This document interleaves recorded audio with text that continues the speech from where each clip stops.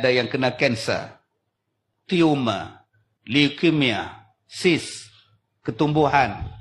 Jadi saya nak ajar pada tuan-tuan, kalau saya mati pun, saya rasa puas hati. Ilmu ni saya tak simpan untuk saya seorang. Baik, jadi kalau anak kita, siapa-siapa pun yang ada penyakit yang saya sebut tadi, seboleh-bolehnya pergilah umrah. Pilah dengan siapa pun, pilah. Tetapi masa tuan-tuan nak buat tawaf, di sini lampu hijau, tiang hijau, lampu hijau. Kita nak masuk niat tawaf. Ni hijir, Hajarul Aswad, yang ni lampu hijau. Bila tuan-tuan niat saja tawaf, tuan-tuan mula membaca surah Al-Fil. Alam tara kaifa fa'ala rabbuka bi ashabil fil. Berapa banyak nak baca ustaz? 1000 kali. Sepanjang tawaf. Mana nak habis ustaz? Makcik dapat 100 je ustaz. Tak apa. Lepas sembahyang sunat, tawaf, buat sa'i. Sepanjang 7 kali pusing sa'i tu, keliling patah balik, sambung lagi. Ustaz, makcik dapat 200 baru ustaz. Tak apa, sepanjang makcik duduk di Mekah, 6 hari di Mekah, dalam masjid, dalam hotel, dalam masjid, dalam hotel, baca surah Al-Fil. Dalam situ ada satu ayat, nama dia Tarmihim bihijaratim min sijil. Allah rejam, Allah perintahkan burung-burung ababil, rejam mereka dengan batu-batu sijil. Faja'alahum ka'asfim ma'kul. Tuan-tuan, ayat ini sangat berkhasiat untuk membunuh sel-sel jahat dalam badan kita. Sama ada sel kanser ke, leukemia ke, apa benda ke, buat 1000 kali. Ustaz, saya tak pergi Mekah. Boleh tak saya buat di Padang Serai ni? Boleh tak? Tapi Kaabah tak ada. Tak payah buat Kaabah makcik. Makcik duduk di rumah, lepas sembahyang, baca 1000 kali.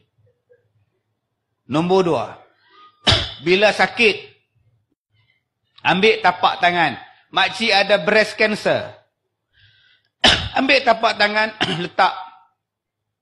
Baca Ya Latif, Ya Latif, Ya Latif, Ya Latif, Ya Latif.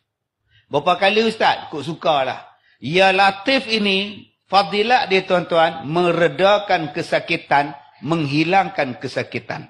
Nama dia painkiller, nama dia. Tak payah nak telan painkiller. Ya Latif, Ya Latif. Jadikan amalan zikir seharian. Nombor 3, yang ketiga. Ni nama dia air minuman. Makcik, pakcik, abang akak yang ada kanser dan sebagainya tadi, nak minum air, ambil air, letak. Nak makan beras, letak beras, letaklah sebuah makanan, bacakan kepada makanan tadi surah Ar-Ra'du. Sampai habis satu surah. Dan makan, minumlah yang kita dah baca dengan surah Ar-Ra'd. Jadikan amalan kita. Tuan-tuan, bulan 8 yang lepas, ada satu perempuan, umur dia 50 tahun. Dia ada kanser di breast dia, dan ada kanser di otak dia. Doktor nak potong buang kanser dia. Doktor nak belah kepala dia. Dia main jumpa saya, dia telefon, minta saya datang melawat dia. Saya pergi. Saya kata, sabar sat dulu kak. Lah ni kak buat macam ni, kak buat macam ni, kak buat macam ni. Sabar sat dulu. Buat kemo dulu kak. Pergi hospital, buat kemo. Tak usah duduk belah lagi. Mana nak cari spare part kak kalau kak buang. Buat kemo. Dia sempat buat kemo 3 kali.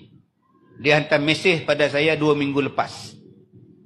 Tuan-tuan, dia kata, Ustaz, alhamdulillah, yang di sini dah tak ada, yang di otak pun dah tak ada.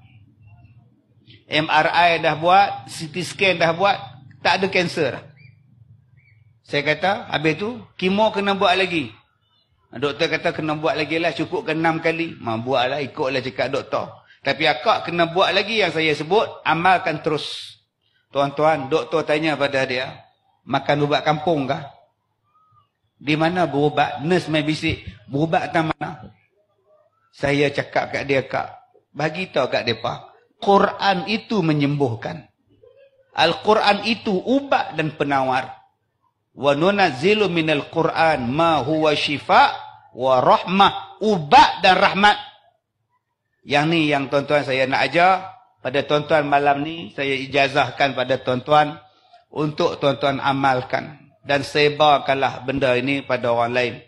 Mudah-mudahan ada manfaat kepada kita.